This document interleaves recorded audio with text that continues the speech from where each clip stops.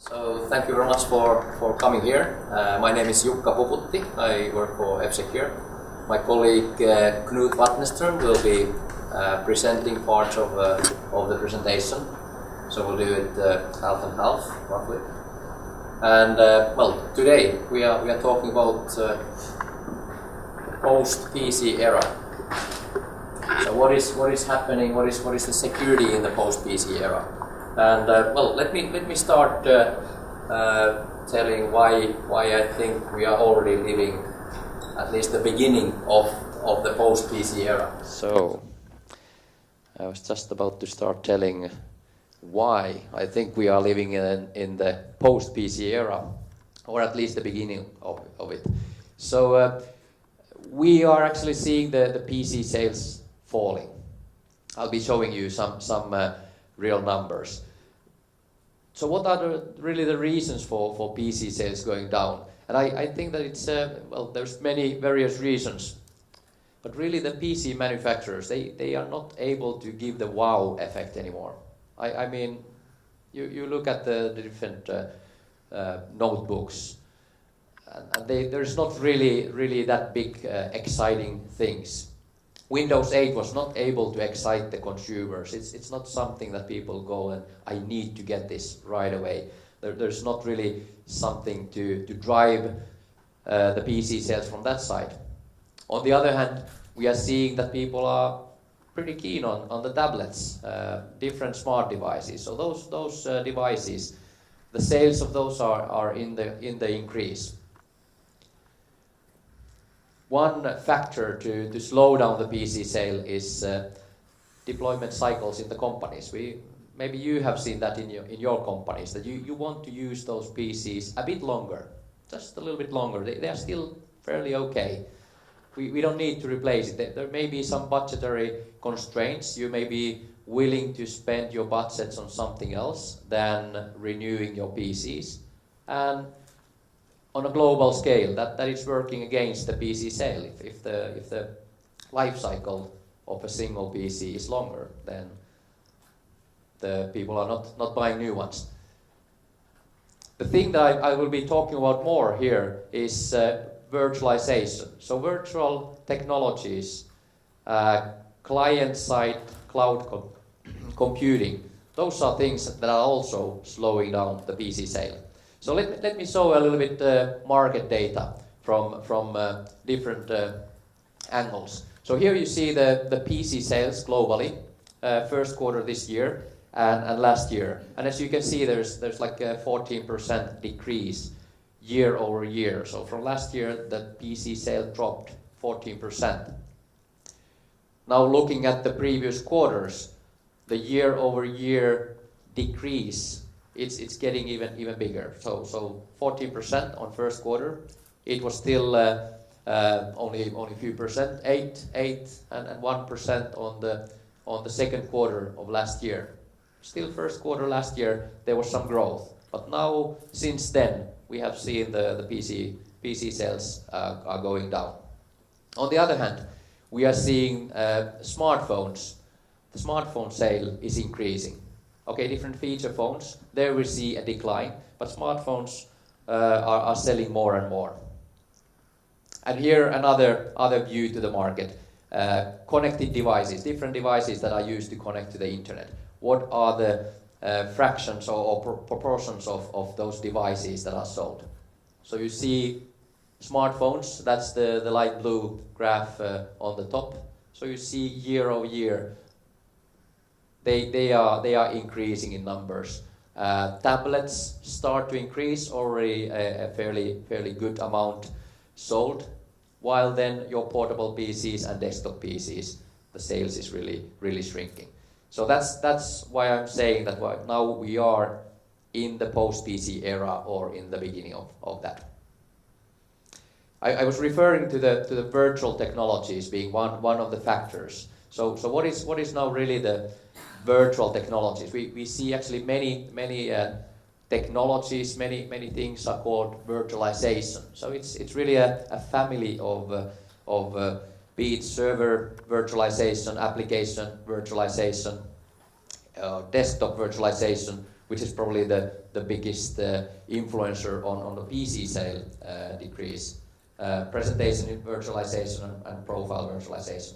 So many different technologies. I'll actually be mainly talking about today about desktop virtualization. Couple of terms that we are going to be using today. A virtual machine. I don't know how well you are into virtualization. So virtual machine is basically a machine that is a software implementation of a machine that is running on a host platform, executing programs like a real computer. The platform is called a hypervisor. So hypervisor is providing a platform for different virtual machines. So you can run several virtual machines, different operating systems on a single hypervisor.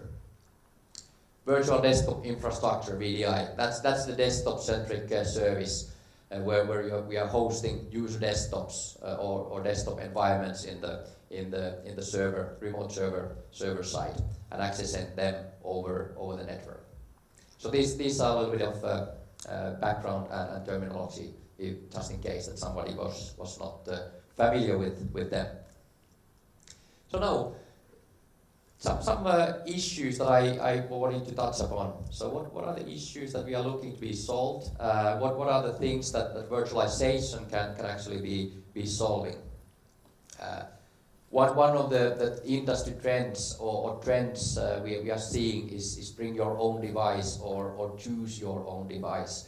So people bringing all kinds of devices to the corporate environment, and virtualization can actually be one way to help or solve this topic. That's a topic for you if you are the IT managers. You probably are struggling with managers, of course, wanted a long time ago to start using their iPads, and then they brought all kinds of devices, and the cooler the device, the happier they are to bring it into your environment, and you need to be managing those. And of course, you never saw the device when it first came to your network, and some big manager says, hey, this is what I'm going to use. So virtualization can be one way to solve that issue. So you can just deploy a virtual desktop on some of these devices. Actually, my colleague was doing a demo in the workshop room earlier today. He was demonstrating also or showing that we can run Windows desktop on an iPad. So that's something that you can set these managers free with their iPad, and they can use all the applications they want if you use, for example, virtualization technologies. So having a VDI client there. So now other issues, other topics that we want to be solving. I was touching upon the hardware budgets, budgetary constraints or cost reductions. Now, if you think of your old workstations, actually, if you use your old Windows desktop running XP, the users are probably complaining that this is damn slow machine. But if you start using that as a server or thin client for your VDI, then all of a sudden that old machine can serve the purpose that it's still running there. So you can run all the applications using that, or the user can access all the applications from that device, which is already the wheels are falling off, and the device is really old. But using VDI technologies, you don't really need that much of resources in the desktop. So that's one topic with the cost reduction environment. We can use those old machinery still if we go into virtual technologies. And then of course what virtualization can bring is elasticity or flexibility. All of a sudden deploying a large number of Windows desktops can be done fairly quickly. You can just copy copy the golden image and deploy new desktops. So imagine if you would have to do that in the physical world with what you can do in the virtual environments. It's going to be fairly much easier to deploy 1,000 new desktops with the new operating system, for example, compared to the old world. So then looking like what kind of technologies are companies going to be deploying in the close future, or some of these technologies you see that they are already widely in use, like web applications. 49% have already moved to those, but then you see that companies currently in the process of moving or planning to move it within the next 12 months. You see, for example, virtual desktops. There's fairly big amount of companies going there, application virtualization, and so forth. So Gartner, for example, they are saying that there's really a steady growth of VDI technologies during the next 3-5 years. So who are the players in the VDI market? Just a quick look. IDC, Gartner, they are showing the same big players. So we see VMware, Microsoft, Citrix, they are the main players. But you see there's a lot of smaller players also appearing on the market. But currently, as we see the market, these three big ones are the main players and the ones to really watch out for. But we don't know. Maybe some of these smaller blobs will start increasing and gaining importance in the market. So that's something that we need to bear in mind. That there may be then environments that we need to be looking after where you start seeing different technologies and some of these new players coming to even your environments. Another view from Enterprise Strategy Group of what are the important IT priorities over the next 12 to 18 months. Well, for this crowd, probably interesting to see that information security initiatives, they are on the top. But then server virtualization already on the second place there. What I'm pointing out here, desktop virtualization, it's down on the list, not on the top, but especially if you look at the mid-market, so 25% are looking into going to desktop virtualization in the near future. So that's one of the most important initiatives actually on the mid-market, and still on this list fairly high for the bigger enterprises or bigger players. So truly, I believe that we are really going to be seeing a lot of new VDI implementations. Here, IDC data on the software market. What is the growth, year-on-year growth on total software we see on the top, but then pointing out here on the bottom, virtual client computing, 12% year-on-year growth, virtual machine and cloud system software, 18% growth. So another view on the market is there, the different companies, organizations are moving into these technologies. So what is then the problem? Well, for you guys, if you are managing environments, let's imagine you're managing an environment where there's a couple of mergers that have happened, or different units have been managing their own IT in the past. So you can be looking into quite messy environment. You may have different physical platforms in your environment. You can have different virtualization technologies in use.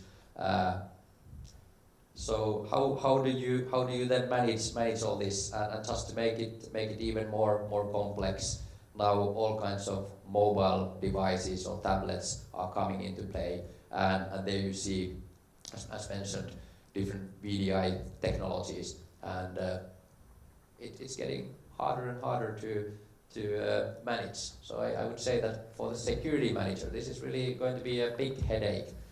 And why is that? Well, okay, You may think that okay, a virtual desktop that may be more secure environment, but not really. It's a desktop as a physical desktop as well. So you really need to take the security seriously and think hard on how do you manage the security on those virtual desktops, just like you manage the security on the physical machines. And you also need to be taking into account the patching the software. So it's not only the virtual desktops that are kind of out there, but also the golden image which you are using to copy. So you need to be updating the golden image fairly often, and keeping that in mind that the golden image is used to really create new machines. So a virtual desktop, as said, you need to consider the security just like in the physical world, but there is some different considerations, and this is the part that my colleague Knut Vatneström will be shortly talking more about. What are really the specific requirements in the virtual world? What kind of security topics or possible pitfalls we are seeing in those environments? I'll start a little bit on that topic from looking into the performance versus protection question. Same thing in the physical world. You need to be thinking, okay, if you increase the protection level, typically that ends up chewing on your performance. So the better protection, that very often means that performance will be worse. You will be having slower computers and so forth. And the same thing you need to be thinking in the virtual worlds as well. Knut will be looking into this topic, how to ensure we are not getting performance hits in the environments while keeping the protection level high. And what are the specific things that we need to remember in the virtual world, how to get the highest possible protection level. A bit of advertising here before I hand it over to Knut. So F-Secure, we actually are an old-timer in the market. Next week we will be celebrating our 25th anniversary. So as an antivirus company, I would say that we are really a dinosaur. And while I was referring to high protection level and still good performance, I'm happy to point out that recently we have been getting in the independent tests 100% real-world protection levels. That is really good achievement.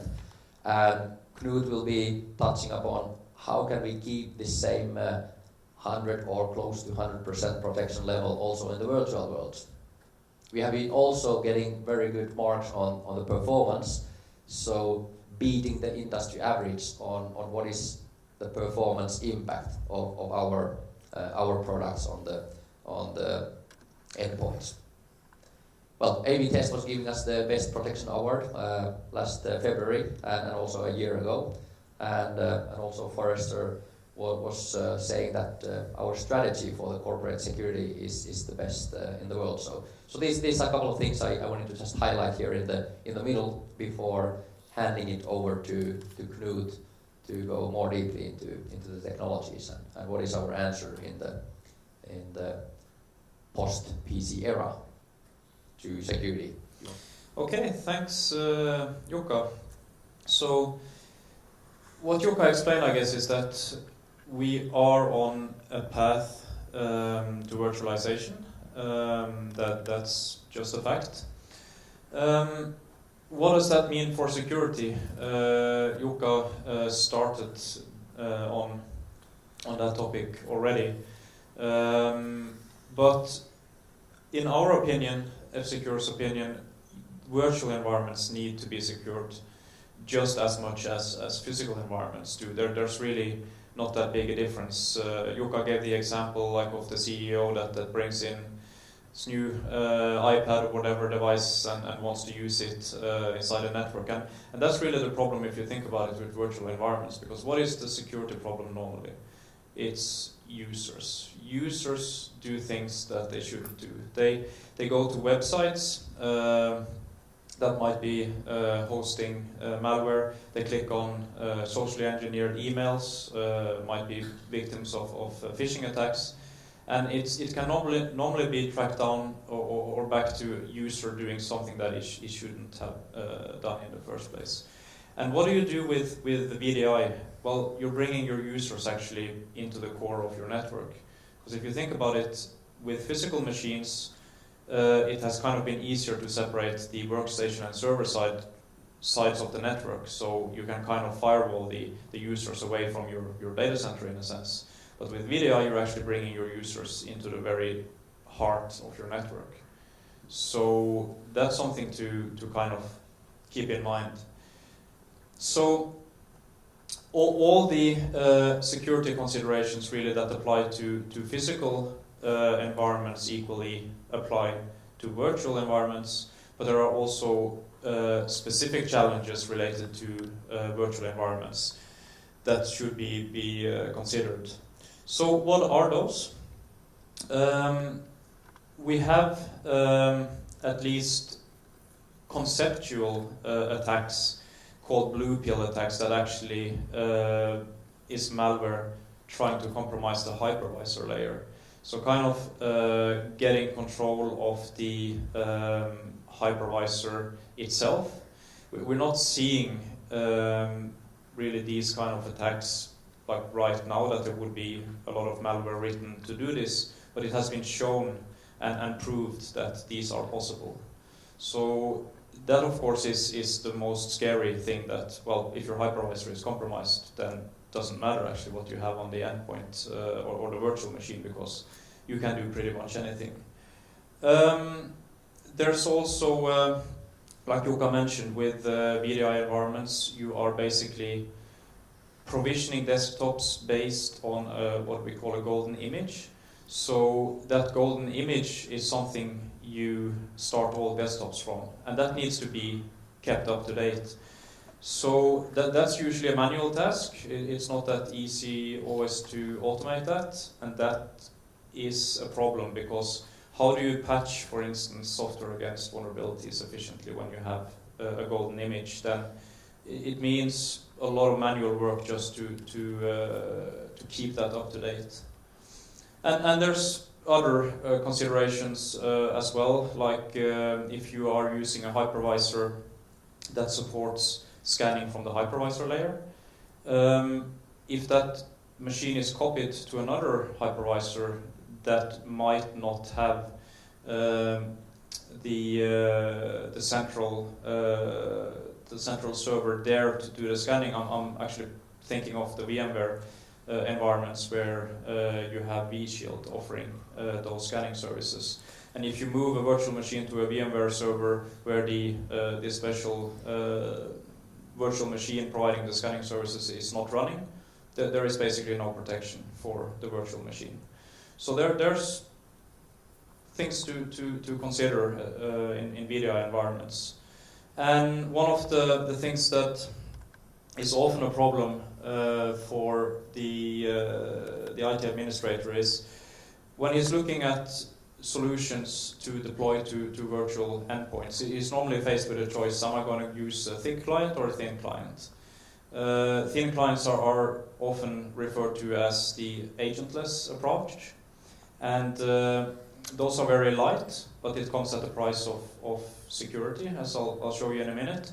If you go with a thick client, then you will have other problems. One is one I try to illustrate here with the so-called AV storm example, that when you provision a new virtual desktop and you start up the security endpoint, it will want to update itself, and this creates a huge demand on the update server. It wants to pull a lot of engine and signature updates and install those locally. And when this happens on many machines simultaneously, it's a huge load, or it takes a huge load on the server.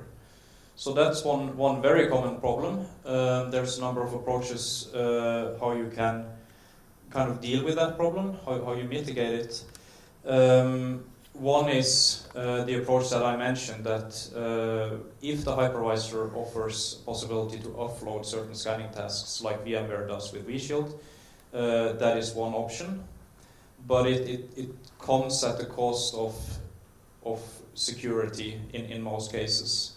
The other is that you would maybe try to delay the actual updates, that you would kind of either randomize them or make them not happen instantly when you boot the machine, but these are also workarounds. They're not ideal solutions to the problem. So it's a bit of a dilemma, and I took also here a slide to talk a bit about VMware vShield, because that seems to be the most common hypervisor in use right now that offers these APIs to do scanning tasks. So you have vendors that are supporting this API, and VMware was very early in this. They offered first VMsafe interface, which has since been discontinued and replaced with vShield, which essentially allows you to do signature-based detection, so file-based scanning on virtual machines through the hypervisor layer. So in VMware vShield, instead of installing a security endpoint like an antivirus client on the virtual machine, you let VMware scan files through a special driver that is installed together with VMware tools. So whenever a file is accessed on the virtual machine, it is scanned by this VMware's driver, and it's scanned not on the virtual machine itself, but it's sent to a central scanning server where it's scanned, and then it decides whether it's a clean file or not. So this is very efficient and good way to do signature-based scanning or normal file-based scanning, but it also doesn't offer a lot of flexibility to do other things that an AV client typically needs to do. And what are the limitations? A modern AV client is not just signature-based engines. Most AV clients, they are comprised of different modules. Like you have, in addition to real-time scanning, you have the firewall there. You might have a separate module protecting the browser. You have behavior-based scanners. You might have dedicated scanners that do other things, like look for rootkits. And those type of scanners, especially the behavior-based ones, they don't really work well through the VMware API because it's too limited. So that's a big problem. I also wanted to kind of exemplify it, because how does a user or how does a computer typically get infected today? It's not really by file sharing. Let's have a look at a typical example. So if you're looking to, let's say, infect a machine to kind of gain something from it, what you typically do is that you take the easy path. You will look for an exploit kit that does the job for you. What you can do is you can try to compromise a website where you know users are coming to you. That's what we call the waterhole approach. So that's one option. Another is that you compromise or you put the exploit kit on a site and you try to make the user himself go to that site. So how is that done? Typically we see that done by creating a socially engineered email with a link that looks enticing for the user. It could be looking like log into a LinkedIn account or changing password on your PayPal account or something like this. The point is just to get the user to click on the link in the message. And we see the same approach used whether it's targeted attacks. So in that case, we would see these emails in a very limited amount and to targeted users only. But it's the same approach that goes if you want to spread a banking Trojan. Then you just send these in large numbers and you hope that someone is stupid enough to click on the link. So At that point, when the user actually clicked on the link, that's when the damage is done. So he goes to the website with his browser, the exploit kit is running there, your browser gives a lot of information when it connects to the site. You can see which version of the browser you are using. You can see, okay, is this a vulnerable version of the browser or not? Then you can probe other things on the client. Is there browser plugins that are poorly updated that could be exploitable, etc., etc. And then eventually the exploit kit finds the weak point, and you're infected.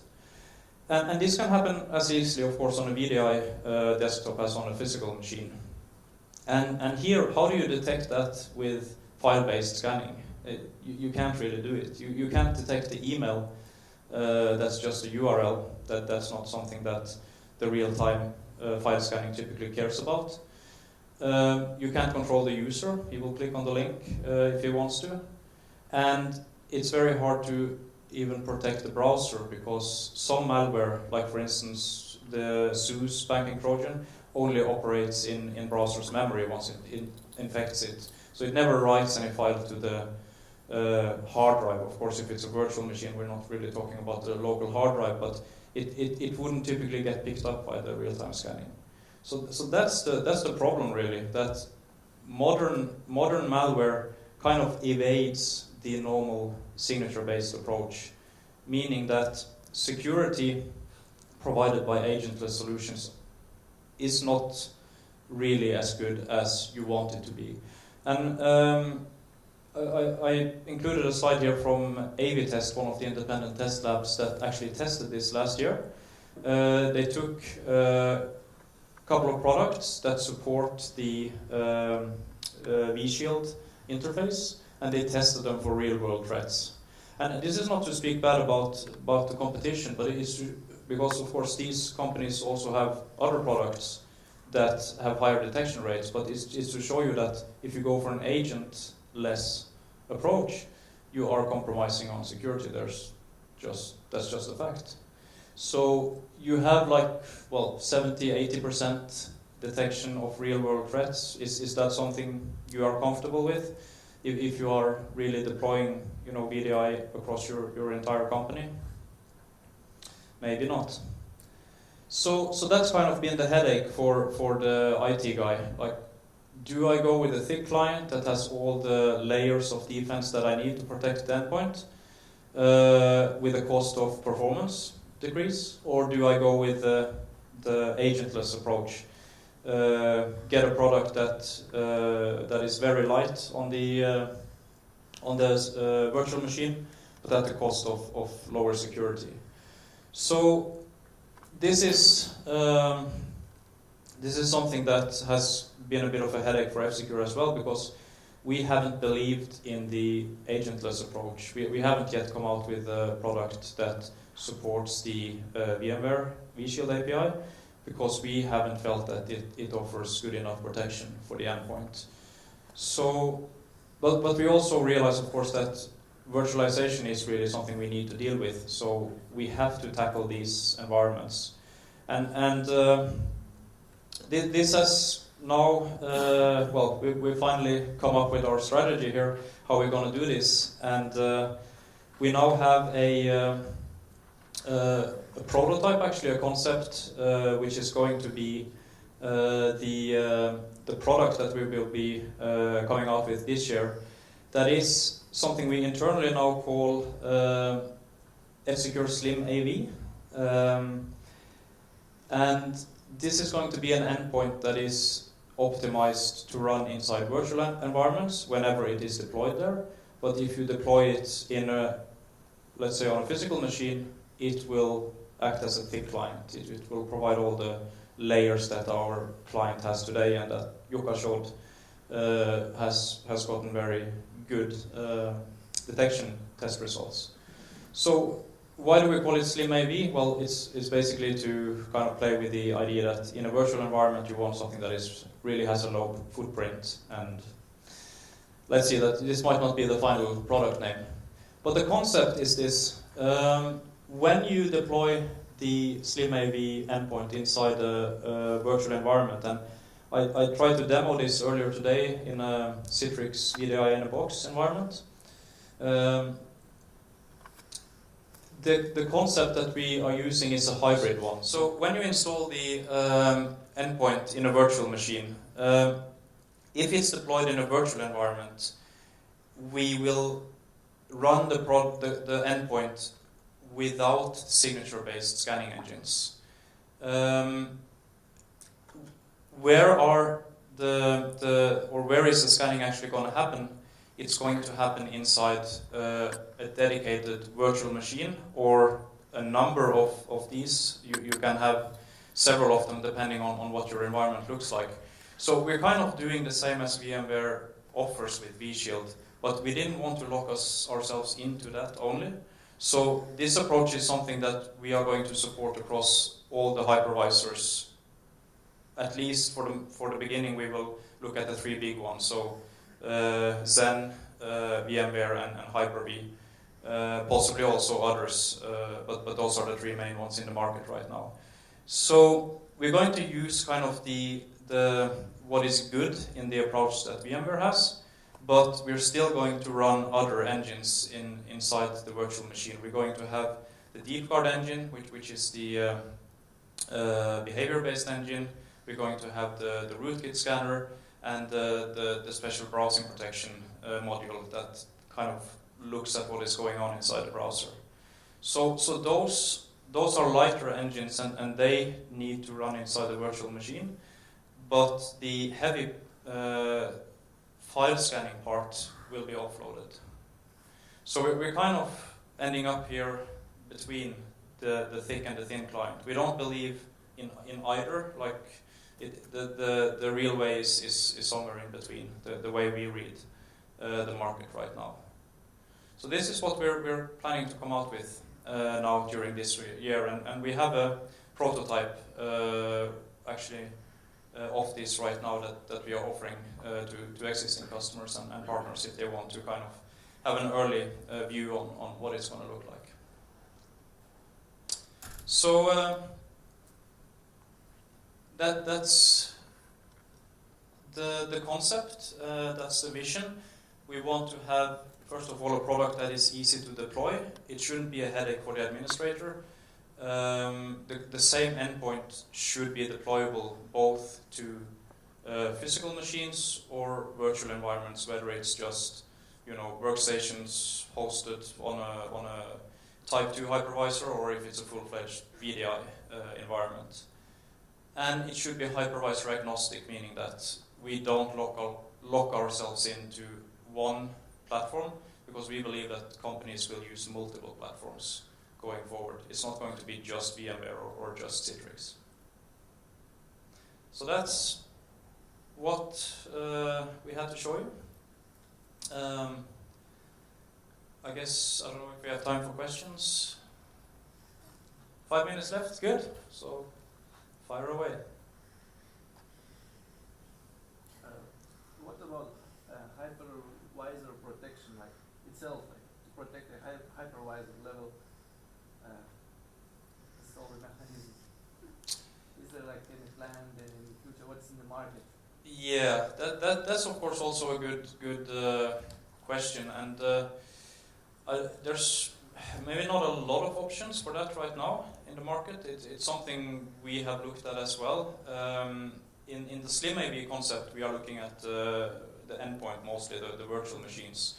So we're not looking to protect the hypervisor itself, at least not in the first step here.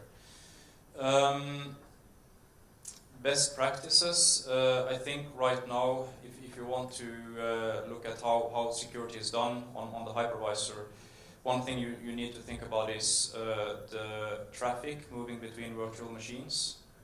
How do you filter that? Because in a hypervisor, it's very easy to move data between virtual machines. But if you're hosting different kind of virtual machines on the same hypervisor, you might want to think about segmenting also the traffic there. So that's one concern. I'm not saying we have a product for it right now, but it's maybe just to give you some thoughts. But it's a how can I put it? It's an exciting field. There's a lot of things happening. One of the problems, obviously, is that there's a large number of hypervisors. So for the AV companies, how do we, if we want to protect the hypervisor layer, there's like 15 of these that we should protect, and you have to integrate with each one of them. Some of them offer good integration, some of them don't offer that good integration. That's probably why you don't see a lot of products out there that actually do that well. Is it going to change? Maybe, but that's the situation right now. Can we expect attacks to that layer? Sorry? Can we expect attacks, like somebody to attack to this layer and infecting it? Like I said, we're not seeing what would I call real world attacks on that right now, but conceptually it has been shown that they are vulnerable. There was one study done, I believe that was for Hyper-V, how it could be exploited, and it's a possibility, and there might be exploits that we don't know about that are in the wild right now, but we are currently not seeing it like with the information we have. All right, other questions?